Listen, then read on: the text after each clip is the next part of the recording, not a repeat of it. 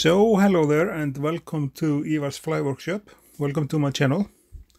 Today we are tying a fly which has been requested in a comment by one of my followers, and this fly is a classic trout fly. It's a Muddler Minnow, and I'm tying it the way I'm usually tying that fly, but there are many variations of the muddler. It's different wing, different tail, it's different how you put the deer hair on and stuff, but I'm tying it my way this video.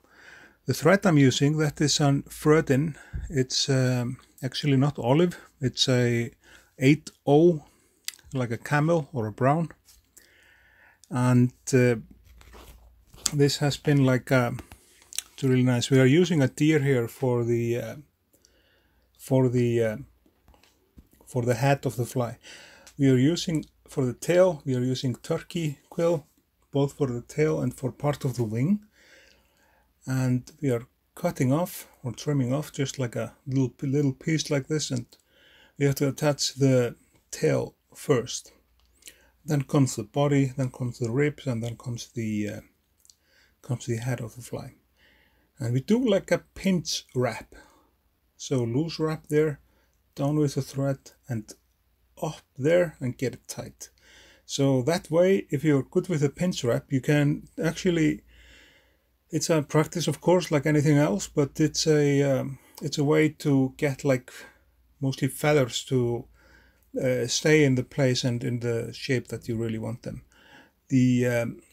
For the body of the fly, I'm using a Mylar, and it's NS118. That's the hook. It's an Ahrex streamer, like a classic streamer, and we are using the hook size number 8. This is a tinsel for the body, and that's, like I said, that's an UNI tinsel, and it's a medium size tinsel. And we start by attaching that. Then we'll attach an oval gold for the rib, and the oval gold is as well. It's an UNI product.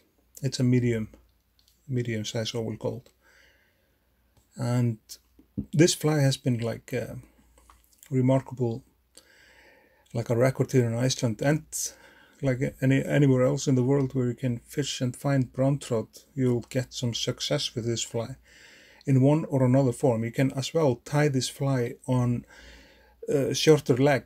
Definitely, you can use it as a wet fly or a streamer, and I would recommend to do both of them, and even play with the colors. Try to put like black and red together and some, and it's really effective.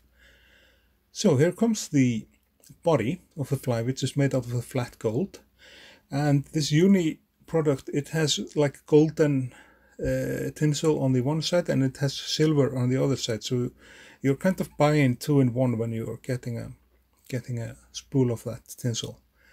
It's a nice tinsel. It's like plastic one, and it's easy to work with, unlike the old-fashioned tinsel, which was used to be made out of metal and could even easily cut your thread. It's like a modern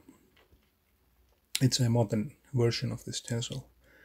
So we grab that with our thread there and attach that to the shank securely with 2 or 3 wraps, and then we'll just trim off the remains. Use it for another muddler or some other fly, Mickey fin or something, and then we'll be preparing to get the rib around, and we are doing the rib the other way around, not as the same direction as the tinsel. We will do it the other way around, so the counter wrap. Then we'll attach that in place and trim off the remains. I had like a really good experience with this fly in Iceland, even smaller, even down to size 12. This is a natural gray squirrel, and that's the next step. That's what we're going to use for the wing, and I already chopped down like the amount I like to use for the wing. And it has like a double wing. It has hair wing, and then you have turkey quills coming on the top of it as well. So you have to like think about the space you're playing with there in the front. But what I wanted to say is that here in Iceland, fishing for brown trout, when it comes to the twilight zone, the muddlers are so effective.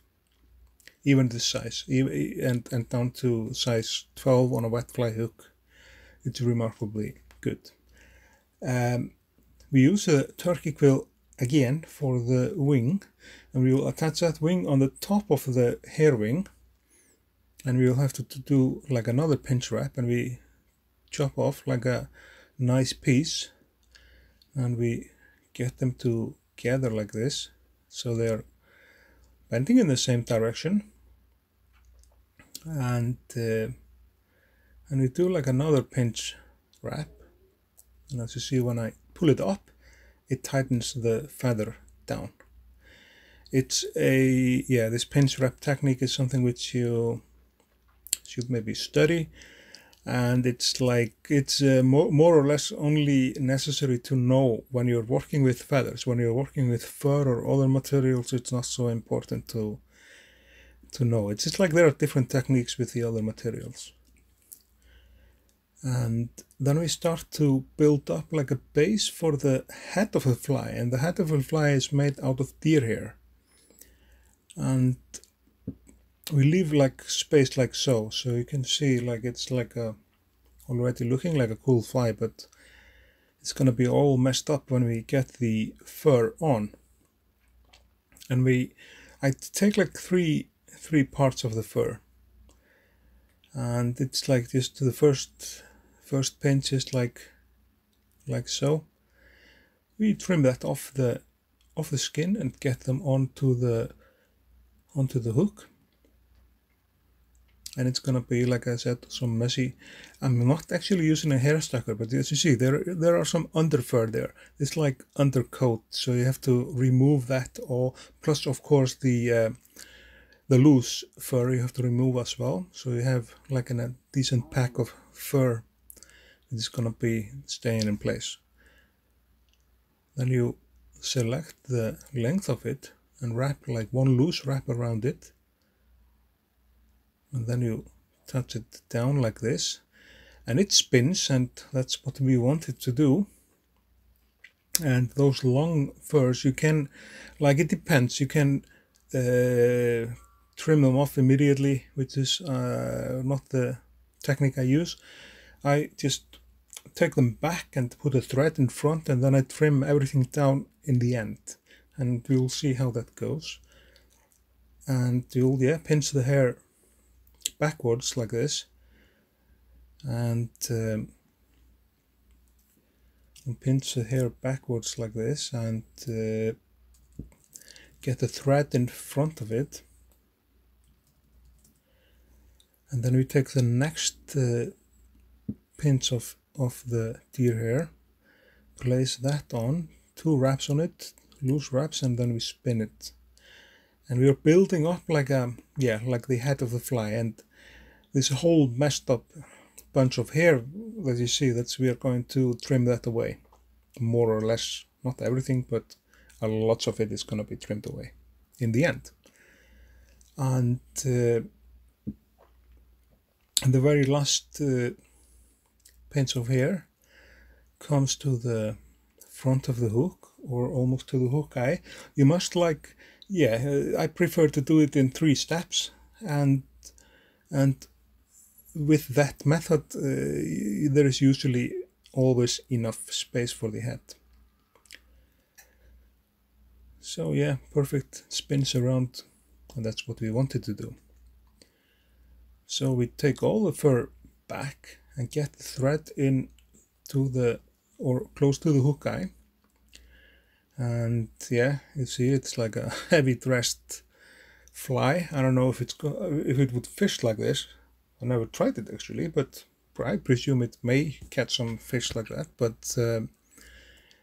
But we'll be doing now a We'll be doing like a whip finish on it and secure that.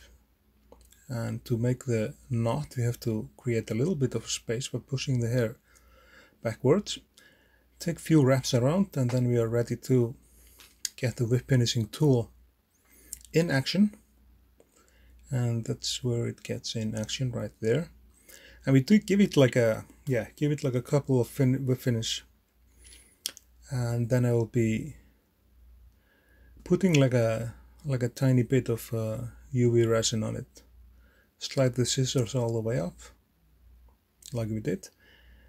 And you can, if you want, just trim off some hair or fur that you think that's in the way before you put the whip finishing on. You can actually, begin with cutting it like this. And we want to make like a cone-shaped head of the fly. And you turn it around. It's really nice to have a full rotary vise during this process. And you have to, keep your scissors in the same angle. Just turn the vise around and then trim off the hair. Those hair which I'm cutting off now, those were the ones that went or came the first. And you can, like I said, you can prefer to take them now or before or earlier. It just depends on your preferences. And that's like a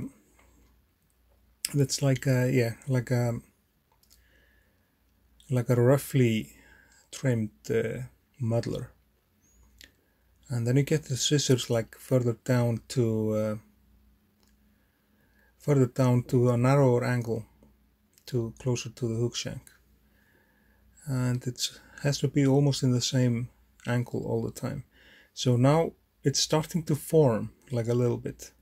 And then we trim those hairs off, and then you will be seeing the shape of the head that we are trying to create. It's like just personal preferences. It's like, always remember that it's a fish that will judge your fly at the end. It's not some guys on the commentary.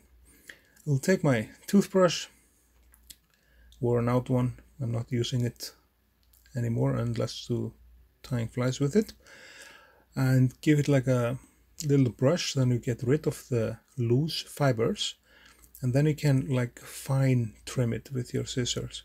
I don't know, it is a work, and good fly tying is a work usually. And then you can select how narrow you want to go with the head of the fly and how much you want to trim off. Some people like to keep it as a ball. I like to keep the head like a cone, which I'm trying to shape. It all depends on your preferences, and you may definitely, there are some other videos out there, different techniques tying this beautiful muddler. We'll give it a little brush with our toothbrush, and just push it a little bit back, and now we'll be coming on with the UV bone dry. It's a Solaris bone dry, which is called. It's a really nice material to make the head of the fly. It's like a head cement, and it's totally solid when you sap it with your light. There's no issues or any problems with it, and it's a great product from Solaris. I haven't seen it in stores here in Iceland, but I ordered mine online, and I do not regret that. Then you'll sap the glue for, I don't know, 10-15 seconds or so. It's like a thin coat of glue, so it doesn't need to be fully sapped. And the last trick I prefer to do with a muddler, check the hook eye, so you definitely do not have a blind eye. Give it a little like final brush before we turn anything on and turn on the lighter. You see the blue color of the flame? That's the one I would like to use, not the yellow one. The yellow one is like too warm or some. And then you can just burn tiny little parts, not too much, just to make them even.